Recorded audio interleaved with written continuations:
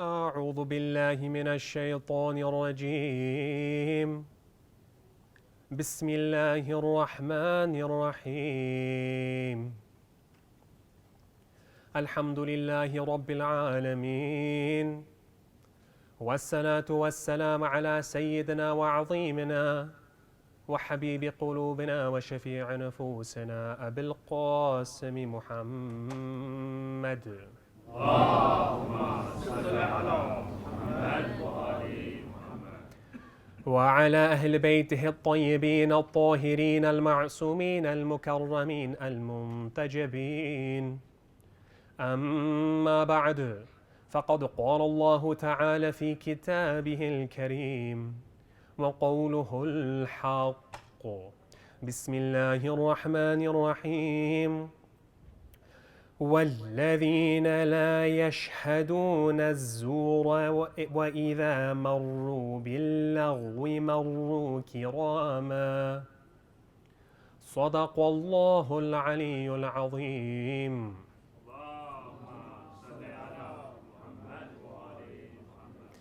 بسم الله الرحمن الرحيم رب اشرح لي صدري ويسر لي أمري واحلل عقدة من لساني يفقه قولي. Assalamu alaikum jami'an wa rahmatullahi wa barakatuh.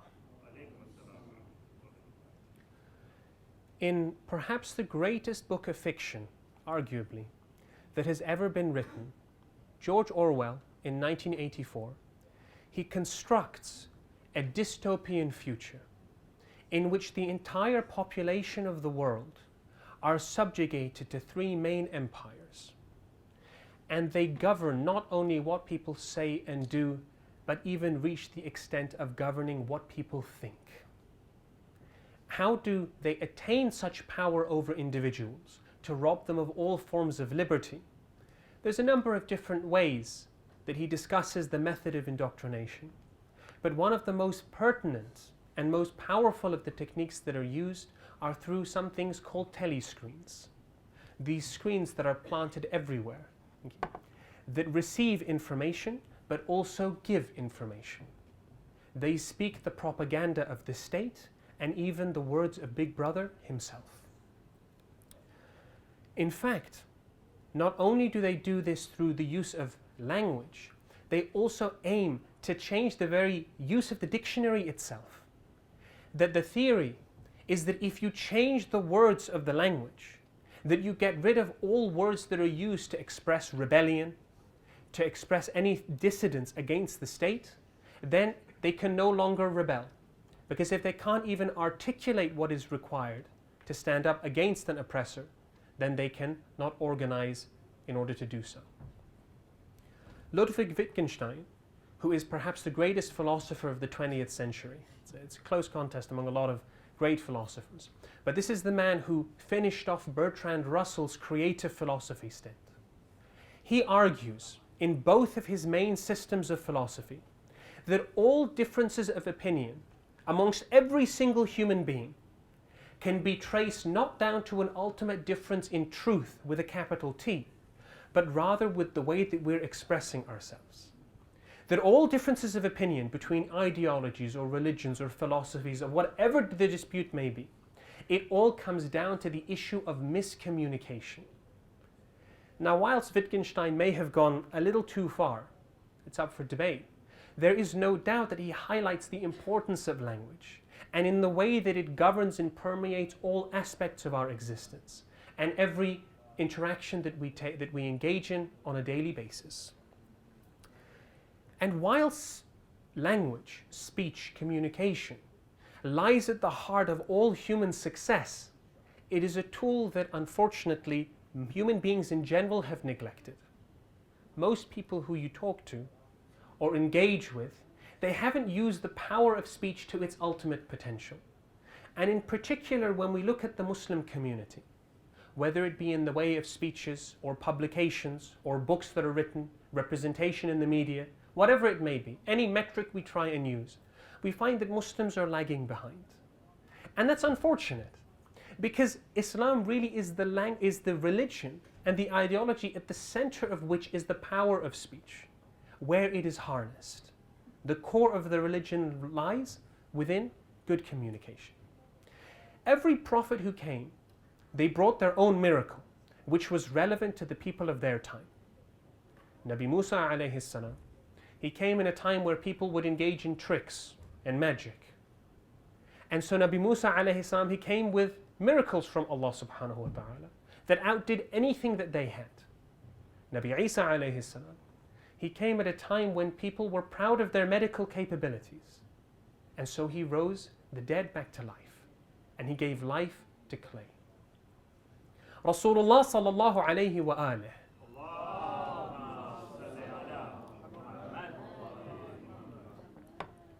he is the timeless prophet. He is not just for one age or one people, but he is for all ages and all peoples. And his miracle is one of language. He brings the miracle of the Holy Quran to a people whose greatest skill was in poetry, but also because it is a miracle that increases in its potency over time, as opposed to other miracles of prophets that begin to degrade as time goes on, as they get lost in the books of history. And when we look at other works in Islam, Nahjul Balagha, Sahifa Sajjadiyya, these great sermons of Bibi Zainab and Imam Zain al-Abidin alayhi salam, we find at the heart of it always lies language. Nahjul Balagha, what does it mean? The peak of eloquence. The Quran as a linguistic miracle. And when we observe, historically speaking, how certain Muslims have used the power of speech, we can see that it can turn the very paradigms of that time, the zeitgeist of that era, on its head. There is no greater example, perhaps, than the sermon of Bibi Zainab and Imam Zain al-Abidin, salawatullahi wa salamuhu alayhi.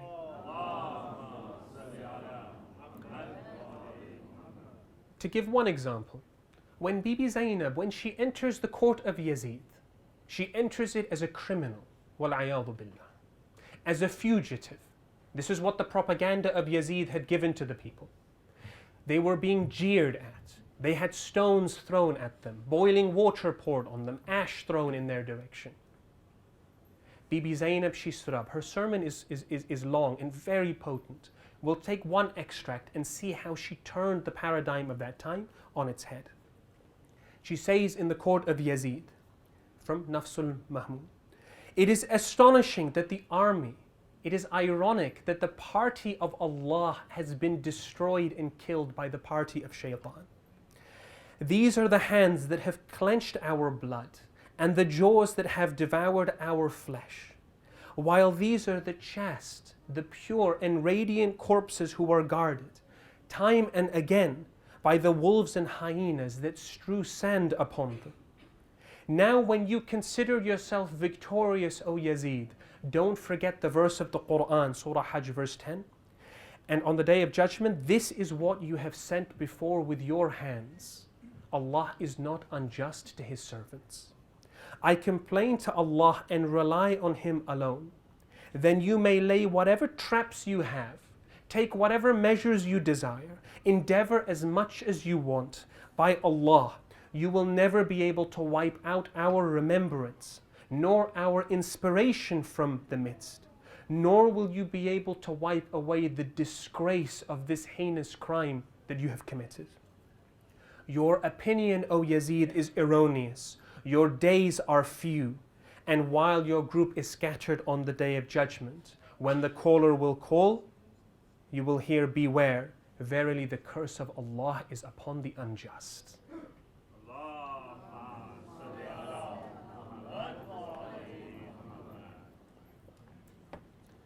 This is just a small section from her sermon. And as they entered as fugitives, they left as martyrs. This random band of people, this was the propaganda of the time, that a band of criminals had been killed somewhere in the middle of nowhere of the desert. Something that wouldn't even have been recorded in the history books. But because of the sermons of Bibi Zainab and Imam Zain al-Abidin alayhi salam, her promise comes true. And it is manifested in everyone who is sitting here today. And the millions who flock to the shrine of Aba Abdullah al-Husain and Hazrat Abbas in Karbala. That through just a couple of sermons, the whole tide changed against Yazid. And now everyone is embarrassed. Even those who respect Yazid, wala'iyadu billah, they're even embarrassed to name their children after him. Such is the power of words and language if we harness them. So inshallah, in tonight's discussion, we'll look at a couple of tips, a few ways in which we can optimize our own communication in our daily lives, that we can best use this tool that Allah subhanahu wa ta'ala has emphasized its importance so much. The first element of communication, the first element of speaking, which is very often neglected, because when we think of communication, we think of giving information, right? We think of talking. But the first step of communication actually begins with listening. And this is where a lot of the issues arise, because we're not listening closely enough. Whatever people say, we'll take what they're saying and we'll filter it through the paradigm of our own existence. We'll put it through our own lives and read our autobiographies onto whatever they're saying, issue a judgment in our head, and we'll probably say something like this. Now, I understand that must have been quite difficult for you. I went through something similar recently, actually. We take whatever they say, we morph it, we change it into something else, and then we give back what we want to, without really thinking. Stephen Covey, in his 7 Habits for Highly Effective People, he talks about different levels of listening.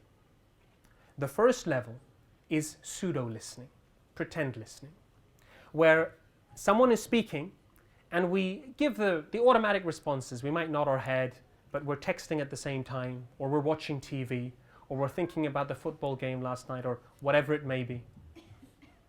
We're not really receiving the information they're giving. That's not really listening. That's the lowest level. The second level is where we zone in and out. Someone is speaking, we're trying to concentrate, but at the same time, we keep thinking about other things, right? Will Liverpool win the league? Will this movie be as good as I thought? Intrusive thoughts. They're very difficult to get on top of. And thus, we'll only hear parts of the conversation. And when we come to a conclusion, we do so based on limited information. And that means that our conclusions are faulty. So that's the second level of listening. The third level is when we start to come to good listening. That is active listening. We've probably all heard about it, where you maintain eye contact, you're nodding, many of you are doing it now. Maintain eye contact, nodding, giving non-verbal cues, trying to engage with what the other person is saying. But that's not the highest level. We often stop there, even those who have been trained in good communication. But Covey, he identifies the fourth and final level of listening, and he dubs it empathic listening. His 5th habit, out of 7, is listen not to respond, but rather listen to understand. We don't just listen with our ears, but we try and listen with our hearts. And as far as is physically possible, we take our being and we put it in their shoes. It may be cliche, but it is very poorly done. And doing that alone is incredibly therapeutic. When we give people psychological air, we often solve a lot of problems without actually doing anything. In many ways, that's the basis of a number of different types of counseling. There's different types of counseling and psychological therapies. But many of them focus, the heart of them is listening. Because it is so basic a skill, so fundamental a skill, and we don't do it enough. We don't fulfill that psychological need of other beings. Only when we've listened and we've formulated a diagnosis can we then move on to consider a prescription. Because if there's limited confidence in the diagnosis, who's going to trust the prescription? It takes time, it takes effort, and often it can be heavy, especially if the person is disclosing difficult thoughts or hard experiences. But in the long run, if it saves us from so many misunderstandings down the line, it is absolutely worth it. And when we look at Ahlul Bayt, we find they manifested this in its highest level. Let's take one example. Imam Zayn al-Abidin, salawatullahi wa salamuhu alayhi.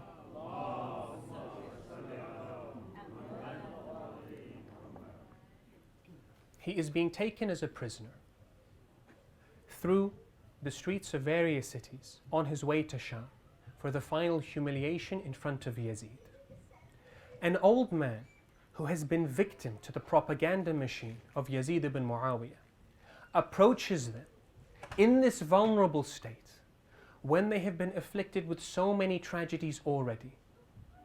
And he says to the Imam, وَالْعِيَاضُ بِاللَّهِ, this is recorded by Ibn Tawus in Al-Luhuf, praise be to Allah who killed and destroyed you and relieved the cities of your men, meaning he killed the men of your household and imposed the order of Amir al-Mu'mineen Yazid upon you.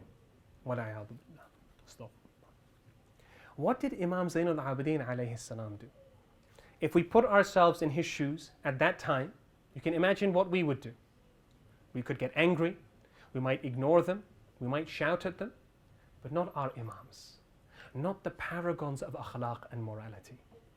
With the utmost calmness, he turns to the man and he asks him, do you read the Quran? He says, of course I read the Quran. What a strange question to come from a criminal and a fugitive. He says, have you read the verse of the Quran, Surah 42, verse 23? قُلْ لَا أَسْأَلُكُمْ عَلَيْهِ أَجْرًا إِلَّا الْمَوَدَّةَ فِي الْقُرْبَةِ. He says, of course I've read this verse. Imam Zayn al-Abidin alayhi salam said, we are the Dhil Qurba. The man was stunned into silence. He asked him, have you read the surah of the Quran, Surah 30, verse number 38? Bismillah ar-Rahman ar-Rahim. آتِ ذَا الْقُرْبَ حَقًّا. Observe the rights of the Qurba, of the Holy Prophet. The man, he said, yes, I've read this verse. Imam says, we are the Qurba of Rasulullah. Silence. Imam Zayn al-Abidin alayhi salam, he asks him, have you read from Surah 8, verse 41? Bismillah ar-Rahman ar-Rahim. وَاعْلَمُوا أَنَّمَا غَنِمْتُم مِّن شَيْءٍ فَأَنَّ لِلَّهِ خُمُسَهُ وَلِلرَّسُولِ وَلِذِي الْقُرْبَى.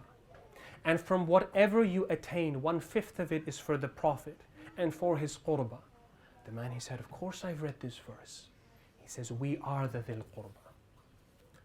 He then goes on to ask, oh man, oh Shaykh, have you read the verse of the Quran, Surah Ahzab, verse number 33, Bismillah ar-Rahman ar-Rahim, إِنَّ اللَّهَ يُرِيدُ اللَّهُ لِيُذْهِبَ عَنْكُمُ الرِّجْسَ أَهْلَ الْبَيْتِ وَيُطَهِّرَكُمْ إِنَّمَا يُرِيدُ اللَّهُ لِيُذْهِبَ عَنْكُمُ الرِّجْسَ أَهْلَ الْبَيْتِ وَيُطَهِّرَكُمْ تَطْهِيرًا.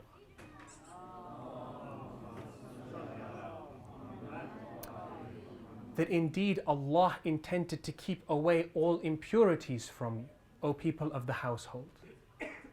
The man said, yes, I've read this verse. He says, we are the Ahlul Bayt of the Holy Prophet. After this, the man, he became silent. He began to cry. He took his turban and he threw it on the floor. And he says, say by Allah, swear by Allah, this is you? Imam Zayn al-Abidin alayhi salam says, yes. He begins to cry and he curses the enemies of Ahlul Bayt.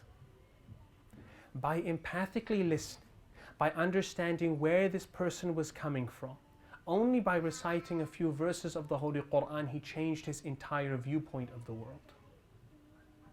Allah, he tells us in the Holy Quran, the 25th surah of the Holy Quran, verse number 63, وَعِبَادُ الرَّحْمَنِ الَّذِينَ يَمْشُونَ عَلَى الْأَرْضِ هَوْنًا وَإِذَا خَاطَبَهُمُ الْجَاهِلُونَ قَالُوا السَّلَامَ.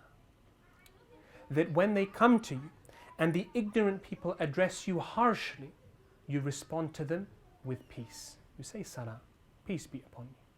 That is the akhlaq of Ahlul Bayt and of the Holy Quran. Because the Ahlul Bayt, of course, they were the living embodiments of the Holy Quran. After empathic listening, when we move on to active communication, the next step is to start thinking about the nonverbal. Often it's subconscious. We don't really know what we're doing. We don't necessarily know what our mannerisms are like and the kind of information it portrays across. But the Holy Prophet, he tells us that smiling is a sadaqah.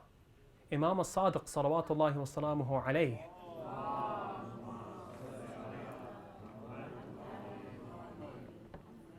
he says in a hadith recorded in Al-Kafi, he who smiles at his brother, he gets the reward of a good deed.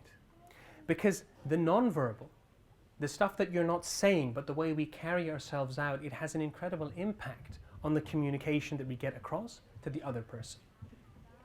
But when we have decided now to communicate, and we are watching our non-verbal communication, it is of critical importance that we play the same language game. Now, we return to Ludwig Wittgenstein, the authority on language. And he says that a lot of the miscommunications come about because of language, right? And part of the reason is because people play different language games. They use the same words, but they mean different things. So for example, when a father is telling his son who is worried about an exam, "Don't worry, son, it'll be fine." The father is not playing the prediction of future events by evaluation of the evidence game. Instead, he's playing the words as a reassurance game. The purpose behind what he's saying is very different.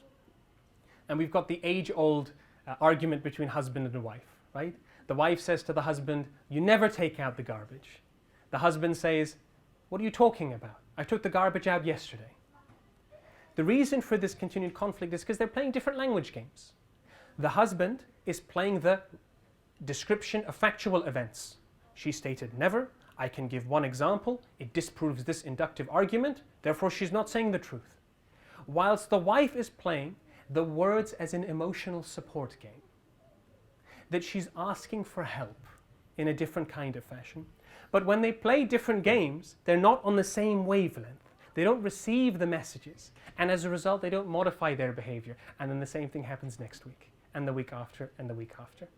Hence the saying, fighting like an old married couple. And this is critical as well between parents and children and parents, both ways. Because often when parents are speaking to their kids, they're interpreting things from their own paradigm, from their own understanding of the world. And kids, they live in a different universe, especially nowadays when things have advanced as quickly as they have. So kids are speaking on one wavelength, parents are speaking on another. And neither try to get in the other's shoes because they're playing different language games. And thus you get the same cycles of disagreement, and over time there is resentment that is built up between them. But when we choose to speak, there are often issues that we deliberately avoid. That we see some things and we decide, you know what, I don't want to deal with that now. I'll deal with it later. There's a brilliant kids story. Many of you might have heard of it. It's the story of Billy Bixby. Now Billy, he's a young boy who wakes up one day and he finds on his bed a dragon. It's about the size of a cat. He goes up to the dragon, he shows it some affection, he pats it on the head, and he runs down to his mum. And he says, "Mum, there's a dragon in my room." The mum, who's cooking his breakfast, says, "Don't be silly, Billy. There's no such thing as a dragon." So Billy, he goes back upstairs dejected. The dragon comes forward, ready to play some more, but Billy refuses. He says, "No, I can't play with something if it doesn't exist. There's no such thing as a dragon." He goes downstairs to have his breakfast. The dragon follows him, but now it's a little bit bigger. When he sits down to eat his pile of pancakes, the dragon jumps on the table and eats most of them. He only gets one, Billy. But he can't complain because remember, there's no such thing as a dragon. I only wanted one pancake anyway. He goes out of the house and the dragon gets bigger and bigger until it starts occupying most of the house. The mum who's cleaning, she's hoovering, she's trying to set the house in order, but the dragon's in the way, so she has to climb out of the window and go in from a different door. It's difficult, but she can't complain because remember, there's no such thing as a dragon. After some time, the dragon, it sees a cat down the street, it stands up, it runs after the cat. The dragon is now so big that it takes the house with it. The father comes home from work and he sees, "Where's my house gone?" And he's told it's gone in this direction. He runs after it, he climbs into the house, and he says to his wife, "What on earth is going on?" And her reply, she says, "There's no such thing as a dragon," but this time, Billy, he interrupts her and says, "No, Mum, there is such a thing as a dragon. And it is what has done all of these things." As soon as he acknowledges it, and they realize that the dragon is responsible, the dragon becomes smaller and smaller and smaller until it returns to the size of a cat, and Billy pats it on the head. Now the key part of the story, the mother now confesses, "Fine, I accept there is such a thing as a dragon. But why did it have to get so big?" And Billy replied by saying, "Well, maybe it just wanted to be noticed." Sometimes there are hard emotions that we have within our hearts, or difficult relationships we have with some people that need addressing, but we don't. We wait. We put it to the side later. I don't want to confront these dark emotions, this angst or this depression or sadness or anger or misery or resentment, whatever it may be. Because to do so is hard. It's difficult. I don't want to confront it. Rather, I'll use my language. I'll speak about something else. And the dragon feeds on the crumbs. This resentment within the household, it builds up over time, day after day, week after week. And it gets bigger and bigger because it's no longer being acknowledged.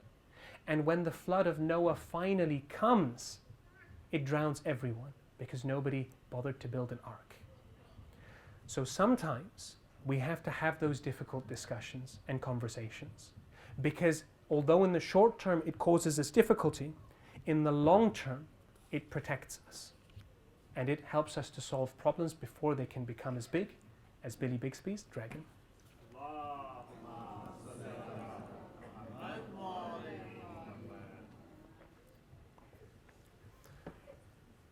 But when we use speech, wherever it is appropriate, we are told by Ahlul Bayt to try and keep it short and concise.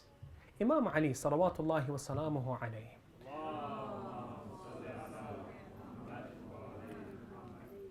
he says that the most expressive eloquence lies in that which is metaphorically accurate, easy to grasp, and that which is pleasantly brief. Imam Sadiq alayhi salam, he says, eloquence lies in three things: accuracy in meaning, avoiding waffling, and communicating more in fewer words.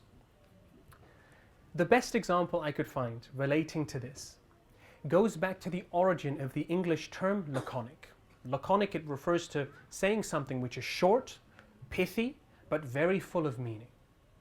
Philip II of Macedon, he's Alexander the Great's father, by the way, and the only reason we haven't all heard about him is because Alexander the Great became so great. But his father set everything up for him, an established conqueror. He sends message to southern Greece. He thinks, you know what, I might invade this area, this small country. It wasn't a country at the time, but city-states. He sends a message to Sparta. And Spartans, they're very famous for not saying much. He asks them, would you rather I come as a friend or a foe? What did they reply? One word: neither. When he received this response, Philip II, he became very angry. And he sent them back another letter. And this time he said, after losing his patience, you are advised to submit without further delay. For if I bring my army into your land, I will destroy your farms, slay your people, and raze your cities. The Spartans, they sent back another response. One word: if. Philip II of Macedon, he never conquered Sparta. He thought, you know what, I'll leave these guys alone. So when we speak, we make it pithy, but we make it concise and full of meaning. And that is why Imam Ali salawatullahi wa salamuhu alayhi, he says in Nahjul Balagha, saying number 71, as the intellect increases, the amount that is spoken decreases. That you can often tell how wise a person is by how he holds his tongue. Now, if we're going to speak concise, what is it that we speak about? Well, the Holy Prophet Muhammad sallallahu alayhi wa alihi,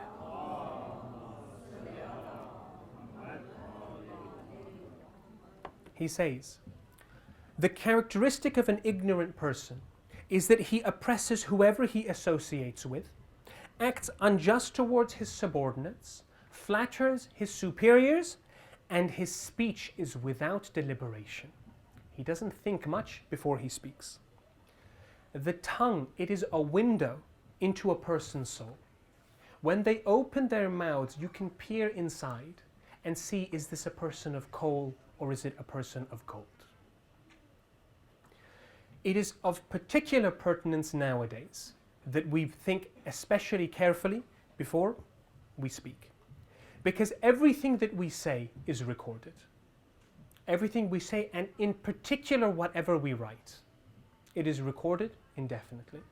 How many people recently, I'm sure we're aware of the headlines, about famous personalities who had an old tweet dug up from 10 years ago. They said a joke which was inappropriate, or they made a comment which hasn't aged well. This is brought to the forefront, it's given to some garbage tabloid newspaper, they publish it on the front page, and this person falls from grace. And these are for major personalities, let alone for people like you and I, who have very little in the way of fans to look after us. There's a case which I was personally aware of, which happened at a university, we'll keep the details anonymous, where there was an argument between two people, two students at a university. One of them had wronged the other. The first one wronged the second. The second one, he got angry and he sent a meme to the first. And the meme, it was in poor taste. It was from, it's a Taken meme, Liam Neeson. He's quite an aggressive character in this movie, very over-the-top, sort of macho violence man. And the meme, which is very common on Facebook and Twitter and whatever social media websites, it ends with, "I will find you and I will kill you." It's not meant to be taken seriously. Okay? The younger people amongst you, they're all smiling and nodding their heads, they understand. He sent this, the second person sent it to the first. The first person, he took his phone, he went to the university management. He said, "This is what someone has sent me, they're sending me death threats, do something about it." They summoned the second one, they kicked him out of university. They expelled him. His future career, after passing all of his exams, getting into university, getting as many years in as he did, it was all finished because of one meme. Which you could argue in some contexts may have been appropriate, but certainly not in that one. Imam al-Sadiq, salawatullahi wa salamuhu alayhi,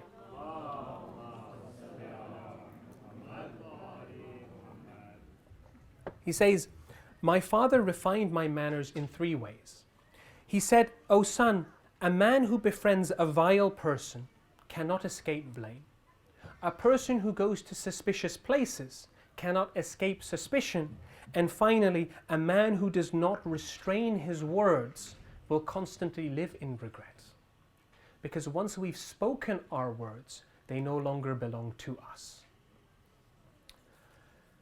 But while so far we've talked about methods of communicating and getting messages across to other people, sometimes it's best not to. It's best that we hold our tongues. Sometimes there is some speech that is below us. That if we are to engage with this person or on a certain topic, we bring ourselves down to that level. Now, there's a saying, never wrestle with a pig. You both get dirty, but the pig likes it.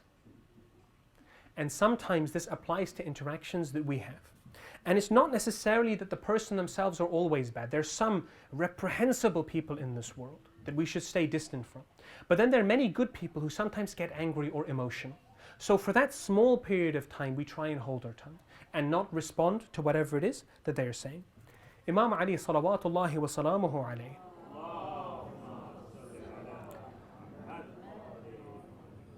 he said that silence is the best response to a fool. There was a man who used to abuse the Imam verbally. He used to say horrible things about the Imam in front of him and behind his back. Every time Imam Ali alayhi salam would walk in front of him, he'd have something to say. Imam Ali alayhi salam, he didn't even bother to defend his reputation. He didn't even bother to respond. I don't need to bring myself down to this person's level. Many years later, when Imam Hassan, Imam Husain alayhi salam were taking the corpse of their father for burial, on the way they met a man who was crying. It was this same man that used to abuse Imam Ali alayhi salam. This man, he comes up to Imam Hassan, Imam Husain alayhi salam, he says, "Look, I need some help. Can you give me some information?" They said, "Well, what is it?" He said, "Well, every night there used to be a masked man who would come and give me all the food and drink that I needed. That was my sustenance for years. But for 3 days, I've not received anything. Do you know who this was?" They looked at each other and they knew it was none other than their father, Ali ibn Abi Talib. That the 3 days he hadn't gone, it was because he had been struck by the poison sword. And at this point, the man, he realized the characteristics and the quality of the man he had been attacking. And that message then, when it sunk into that person, was far deeper than anything Imam Ali alayhi salam could have said when he engaged with him. And Bibi Zainab, when she's speaking to Yazid in the court, when she's scolding him, she specifically makes reference to this point. She says that, you know what, I don't even want to talk to you. She says, the only reason I spoke to a man like him is because calamities have forced me to speak to you. Nevertheless, I see you as small in my eyes. I'm not saying that we always stay silent. Sometimes injustices are said and they need to be countered. We need to speak up. We need to use the power of language as per the Quran and the ethics of the Ahlul Bayt.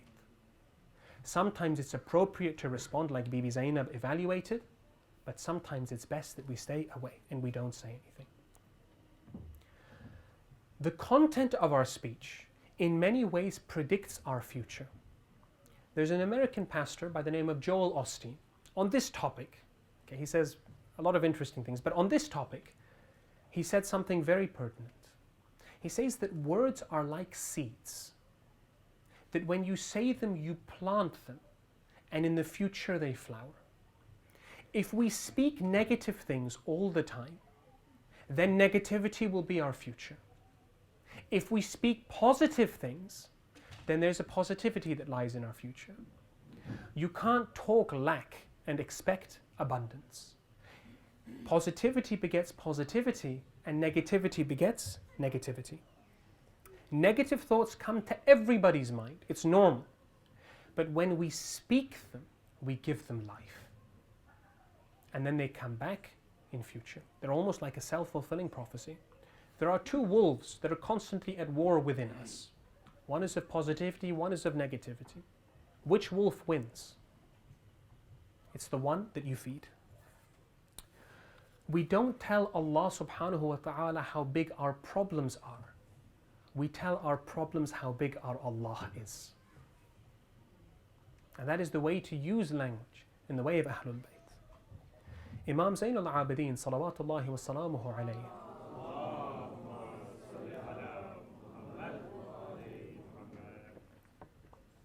he had a member of his community who was saying bad things behind his back, trying to spread rumors and defame him. Imam Zayn al-Abidin alayhi salam, he stayed aloof from these rumors. But one of his friends, one of his companions, he came to the Imam, he said, Imam, I've not been spreading this, but I want you to be aware that this person, he's saying X, Y, Z about you. Imam Zayn al-Abidin alayhi salam, he turned to him, he said, look, with all due respect, I know your intentions are pure. That man fired several arrows at me. Every single one of them missed. But you gathered them up and you've brought them to me and you've delivered them to their target. So as far as we can, we speak positive and we speak about the good things in life. We acknowledge the negative, but we try to give it as little time on our tongues as is possible. And when we do speak, when we articulate ourselves, we try and keep it with the akhlaq of Ahlul Bayt. We watch the tone of our voice. We respect our elders. We respect our parents. We look out for one another. And we're careful about what we say. And in particular, especially nowadays, we try our best to avoid profanities. Imam al-Sadiq, salawatullahi wa salamuhu alayhi, he asks the Shi'as, he says, be an adornment for us, be a decoration for us, don't be a disgrace to us. When we use language that is not fit for Ahlul Bayt, when we say words that we wouldn't say in front of respectable people, then we are becoming ourselves a disgrace for the Ahlul Bayt, because we bear their flag, but we do it in justice. And Allah subhanahu wa ta'ala in the Holy Quran, in the 31st surah of the Quran, verse number 19, he talks about the fact that the worst, most disagreeable of sounds is the braying of donkeys. And one of the interpretations of this refers to foul language and words, swear words, or other things that we best not say. So in conclusion, Islam is a religion at the center of which lies communication, the center of which lies harnessing the power of language and speech. And we find this both in the miracle of the Holy Prophet, in the timeless miracle of the Quran, in the works of our Ahlul Bayt, such as Nahjul Balagha, Sahifa Sajjadiyya, Risalat al-Huquq, or all the other doctrines and books of du'as that we have. And we find it most notably and topically to the time of Arbaeen, to the sermons, again, of Imam Zayn al-Abidin alayhi salam and Bibi Zainab. That when they stand in the court of Yazid and they give those sermons after such misery, after such difficulty and travel and tribulation, they still stand up and use language in the way that the Holy Prophet had taught them to. And in doing so, they kept the message of Islam alive for us today. And from that we learn and we try and take points in order to improve our own communication. But we take ourselves now back to the day of Ashura. We go back to Karbala and we see the situation of Ahlul Bayt, of the qurbah of the Holy Prophet. Because now Imam Husain alayhi salam, he finds himself alone. One after the other, his companions and his family members had gone out to fight. They said their lines of poetry before they all were slaughtered one after the other. From his companions like Burayr and Zuhair and Muslim and Habib, to his family members like On and Muhammad, like Hazrat Akbar or Qasim, and even the mighty Abbas, with whom the standard of the Holy Prophet, of Rasulullah and of Imam Husain alayhi salam falls to the ground. Imam Husain alayhi salam, he looks to his left, he looks to his right, and he finds himself alone on the plains of Karbala. He cries out that immortal line which permeated not only space but time itself when he called out, Hal min nasirin yansurana. Imam as-Sajjad, who is wavering in and out of consciousness, he tries his best to stand up. He asks, "O Auntie Zainab, give me a sword and give me a stick. A sword so that I can defend my father, and a stick so that I can stand on my 2 feet." Imam Husain alayhi salam sent him back.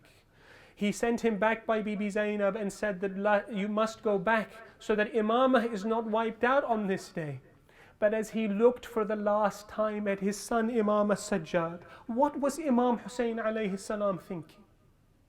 That, "O Sajjad, now is not the time for your test. For me, I have faced these 3 days, it will be over, but for you, O Sajjad, you will bear it for the rest of your life. O Sajjad, you will have to see the slaughter of Ali al-Asghar, your young brother. You will have to see the beheading of your own father. You will have to hear the trampling of the body of your father under the hooves of the horses. You will have to hear as the tents are burned, and as the women are crying, and as the children are shrieking.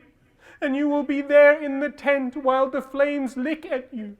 And you cannot even have the strength to stand up and save your own person. And it comes down to Bibi Zainab to save you. Imam as-Sajjad, your test is only beginning.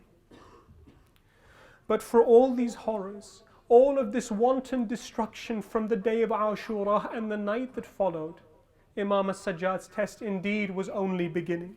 For when he was asked, "O Sajjad, what was the most difficult? What was the most painful?" Imam as-Sajjad, he replied with the famous words, "Ash-Sham, Ash-Sham, Ash-Sham." What is it, O Imam, that could make you suffer more than the events of Karbala, than seeing your family and friends ripped to shreds, their bodies mutilated and not buried? O Imam as-Sajjad, was it because you, as the proof of Allah, were dragged through the streets of Kufa and of Damascus, whilst the children were throwing stones at you, and they were throwing ash and water at you, and the women of Ali Muhammad were being humiliated? Or perhaps, Imam as-Sajjad, you said Sham because you had to march behind the holy heads of your father, the head of Hazrat Abbas and even the head of the small Ali al-Asghar, which they did not spare. Or perhaps, Imam as-Sajjad, it is most difficult because you had to stand in the court of Yazid and watch as he played with the lips and the teeth of your father's head, Abu Abdullah. Or perhaps, O Sajjad, it was when you gave your immortal sermon, they interrupted it with the adhan and bore witness that it was your household that gave the religion, and now they are being slaughtered. Or perhaps, O Sajjad, it was in the prisons of Sham itself. Perhaps it was because you entered the prisons with your young sister, but you were going to leave without her, that this young Bibi Ruqayya, the one who wanted to return home most desperately, she would never see her home again. She would watch as the birds would fly, and she would ask, "Oh brother, when is it that we will be returning home?" Imam Sajjad would say, "Soon," but he knew that this baby Ruqayya, this 3-year-old, that she would never return home. One night when she has the dream and she sees her father Abu Abdullah al-Husain in her dream, she wakes up crying. She asks for her father Yazid al-La'in. He sends the head of Abu Abdullah al-Husain after it has been mutilated and it has been hit with the swords and the beard is soaked with blood. When she sees the sight of her father's head, she dies of shock. Imam Sajjad alayhi salam, when he sees that his sister went quiet, he said, "Remove her from the head, for indeed her soul has parted from her body. And with the chains on your hands, O Sajjad, you had to dig the grave for your young sister in the place where you were all living. Lifting the gates of Khaybar is one thing, but lifting the dirt in order to bury your baby sister is another." Imam Sajjad alayhi salam, they say that the smallest coffins are the heaviest. On the 3rd day after Karbala, he returned back because the Banu Asad, when they were trying to bury the bodies, they didn't know which one went where because they had no heads and they had been mutilated and baked by the sun. Imam Sajjad, he buried his father, Imam Husain alayhi salam. He said, "Congratulations to the land that holds your pure body. For after your death, the world is dark and the hereafter is light." On the grave of his father, he inscribed, "This is the grave of Husain ibn Ali ibn Abu Talib, the one who was killed as a thirsty stranger." After the torments in Sham, when they returned back to Karbala, they came down from their camels and from their horses, and the mothers, they immediately ran back to their children. Layla ran to Akbar, Farwa ran to Qasim, Rabab ran to Al-Asghar, and Bibi Zainab, she ran to Hazrat Abbas. She says, "Oh Abbas, if only you were there with us to protect us from the stones and the slaps and the whips of the enemies of Allah." Bibi Zainab then went to the grave of Imam Husain alayhi salam and said, "Oh my brother, I must issue my apologies. You left me an amanah to look after your children, but I had to leave one of those trusts in the prisons of Damascus." Imam Sajjad alayhi salam and all of these people of Karbala, they would never be free from the scars of what they had witnessed, and throughout their lives they would remember the tragedies. When Bibi Zainab returned back home, her own husband didn't recognize her because she had aged so much. Bibi Rabab, she would wander around the streets like a ghost of her former self, for it was as if the very purpose of her existence had been buried with Al-Asghar and with Bibi Ruqayya. And Imam Sajjad, whenever he would see any water or see any food, he would cry and say, "My father was killed when he was hungry, my father was killed when he was thirsty." When he's walking through the streets, a butcher slaughters an animal, Imam Sajjad breaks down into tears. And he says, "Oh butcher, did you give this animal water before you slaughtered it?" He said, "Of course I gave it water. Everything gets water before it is killed." Imam Sajjad, he begins to cry, and he says that my father was slaughtered without any water in the plains of Karbala. He was killed between 2 raging rivers whilst he was kept thirsty in the desert of Karbala. La'natullahi ala qawm al-zalimin.